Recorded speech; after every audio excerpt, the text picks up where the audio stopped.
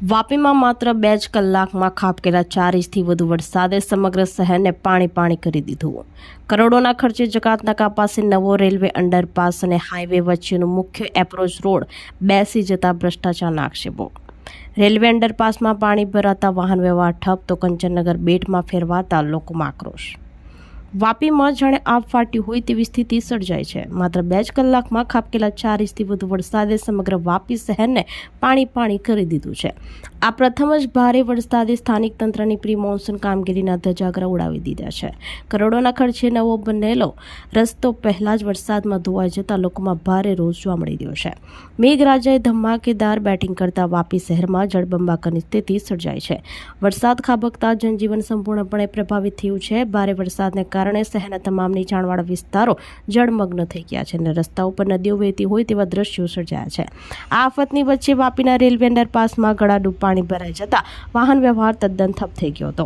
મુસાફરોની સલામતીને ધ્યાનમાં રાખીને તંત્ર દ્વારા રેલવે અંડરપાસને બંધ કરવાની ફરજ પડી હતી, જેના કારણે શહેરની એક તરફથી બીજી તરફ જવા માંગતા લોકોને કલાકો સુધી ભારે હાલાકીનો સામનો કરવો પડ્યો હતો. આ મુશ્કેલી અહીં જ નહીં અટકતી.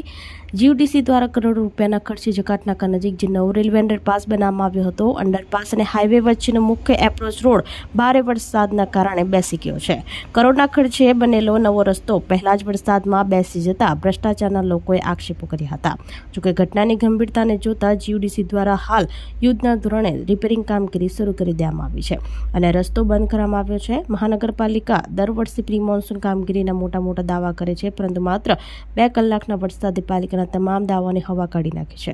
કલાકો સુધી લોકો રસ્તા ઉપર અટવાયા હતા. હવામાન વિભાગ દ્વારા જિલ્લામાં હજુ પણ ભારે વરસાદની આગાહી કરવામાં આવી છે. ત્યારે જો હજુ વધુ વરસાદ પડશે તો વાપીની સ્થિતિ વધુ વણસી શકે છે તેવા પ્રશ્નો લોકોને મૂંઝવણમાં મૂક્યા છે.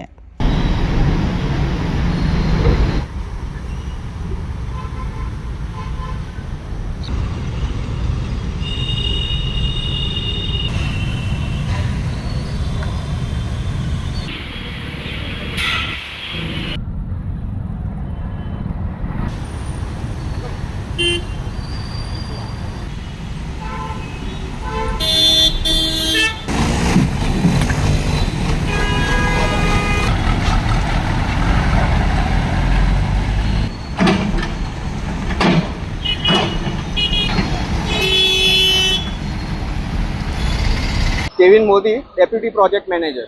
આ વાપી આરયુબી અંડરપાસ જીયુડીસી અંતર્ગત બનાવવામાં આવ્યો છે